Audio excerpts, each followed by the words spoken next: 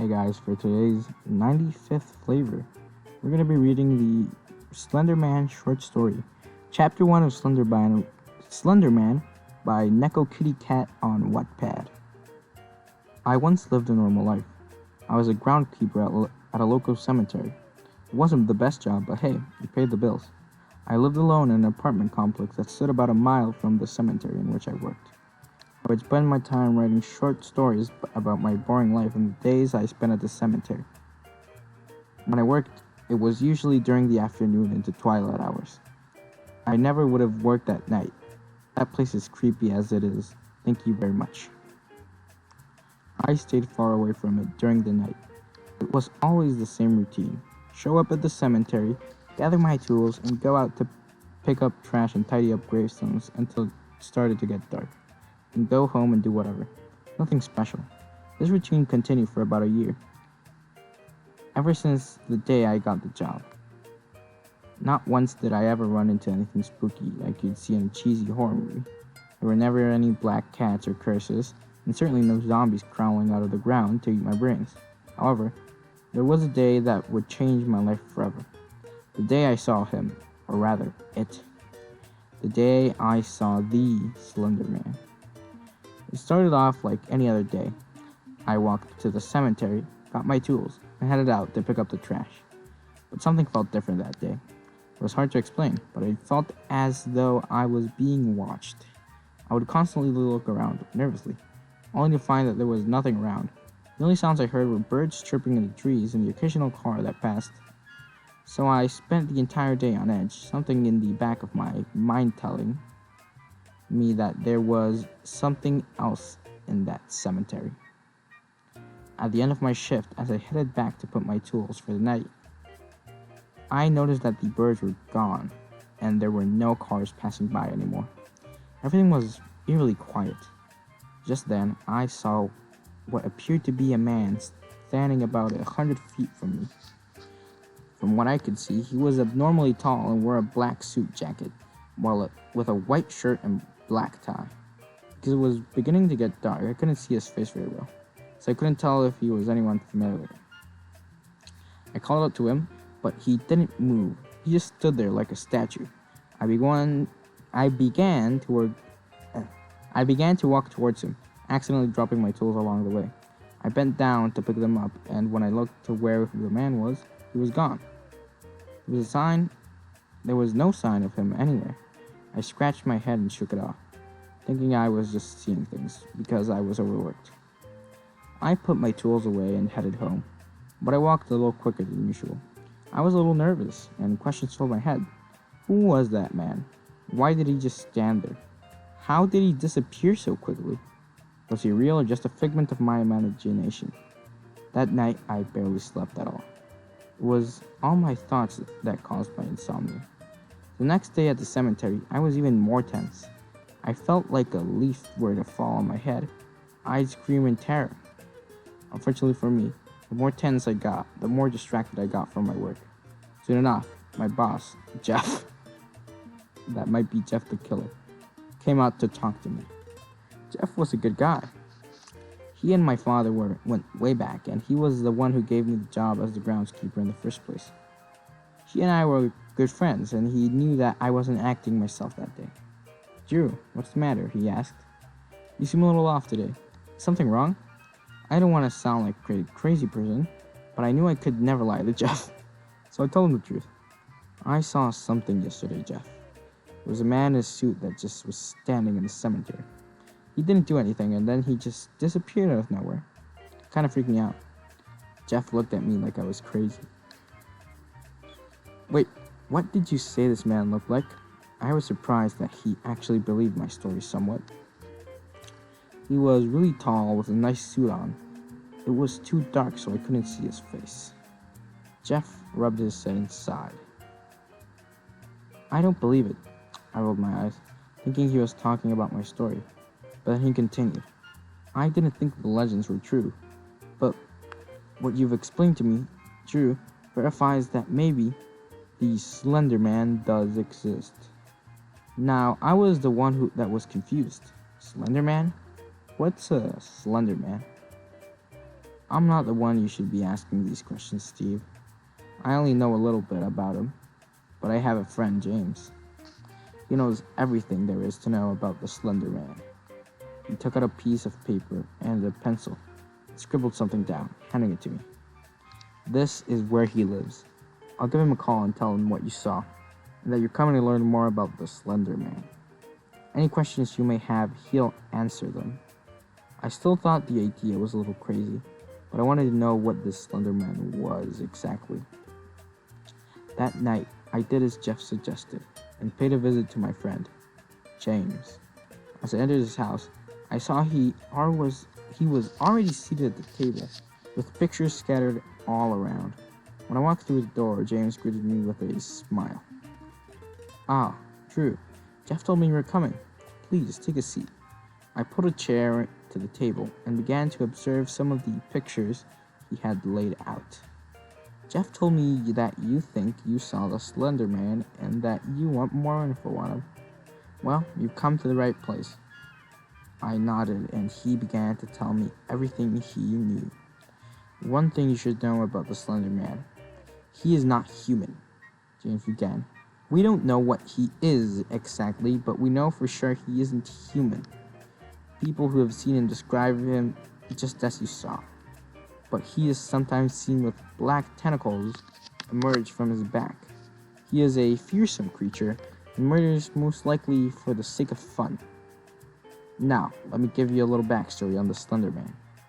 One of the first instances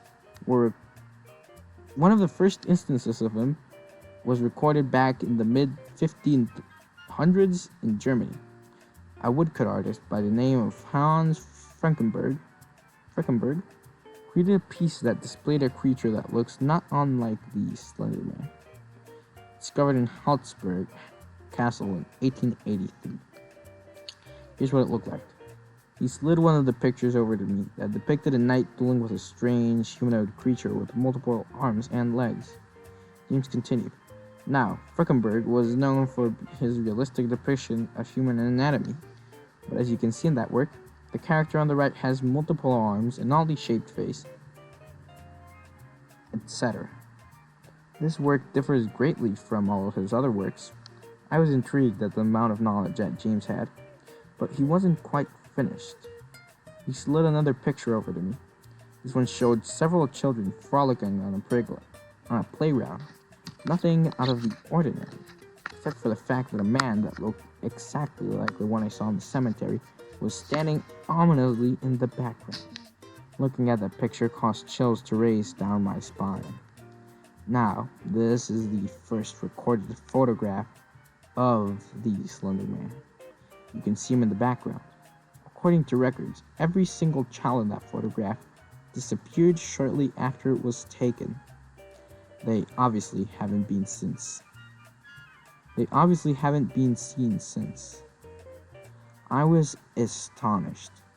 I couldn't believe what I was seeing. James then passed me a few more modern-looking pictures. Each one seemed like a normal, everyday nature or family photo, but in the background of every one was the same tall man who could be seen looming in the shadows. "That's pretty much all you need to know," said James. "Any more questions?" I shook my head, still trying to wrap my head around why this thing was looking at me the day I saw him. "The Slender Man is a mysterious force, Drew," James told me. "Nobody knows exactly why he does the things he does. Whether he does it for sport, or he's a pawn for some higher being, we might never know." Coming to this realization, I knew that I had to do something. I decided that the next day I would find the Slender Man and see for myself what kind of monster he was. I figured he was probably still in the vicinity of the cemetery, so I'd hopefully find and capture him. "I would try that if I were you," James warned me. "The Slender Man has powers that you wouldn't believe. It's best to let nature take its course, and whatever you do, do not try to approach him if you sight him," he said. I assured James that I would never do such thing, and thanked him for all of the information. As I left, however, I was still content on attempting to end the Slender Man's reign of terror once and for all. I worked through the next day like it was any other day, but I kept my guard up the whole time, looking for any signs of the Slender Man. There was no signs of him for the entire day, but once my shift was over, I put away my tools, except for a flashlight, and headed over to where I saw him standing. This was a couple of days prior. Like that fateful day, everything was eerily quiet. No birds, no cars. I could sense he was nearby. I approached the area where Fish saw him and sat on one of the gravestones, waiting. I knew he would come eventually. After about 20 minutes, I began to give up until I heard rustling coming from the woods that surrounded the cemetery. It was beginning to get a little darker, and I got a little nervous. I had never been in that area when it was that dark before. It was almost pitch black now, and I only had the full moon and my flashlight for light.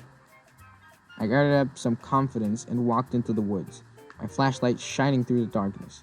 I followed the rustling sounds through the woods, and it began to get louder and louder and louder. It grew closer, and my heart began to race. Sweat formed on my brow, and my hands shook as I tried to hold the flashlight steady. "Show yourself!" I heard it as loudly as I could. Suddenly, from out of the bush, came a squirrel.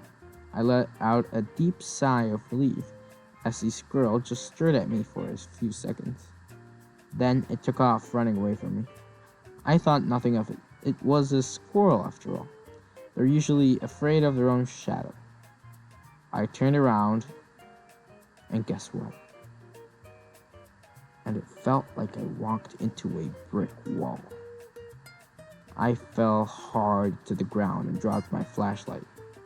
I couldn't see much, but I could see the outline of a figure illuminated by the full moon.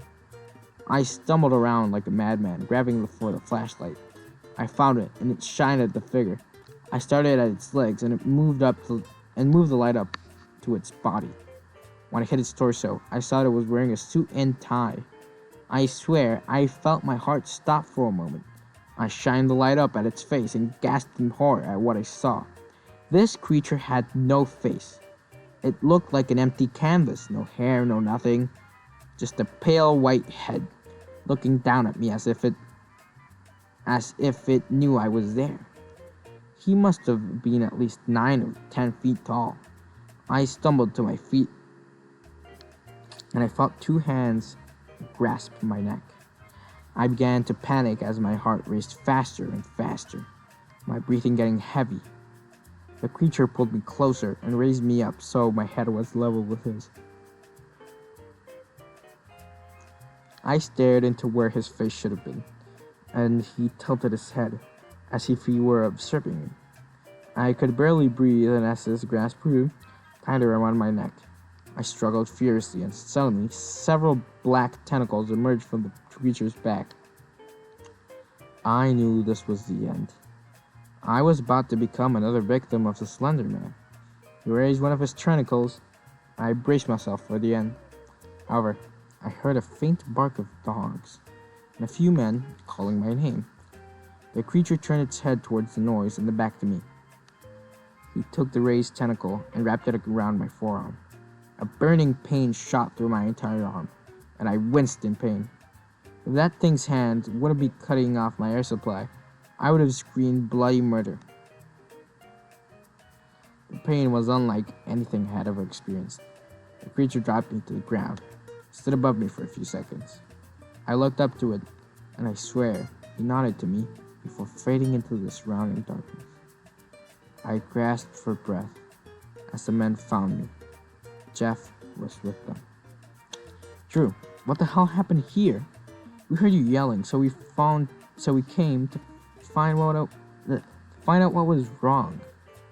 It was the Slender Man. And everything went black. When I awoke, I found myself in a hospital bed, my neck and forearm still in pain.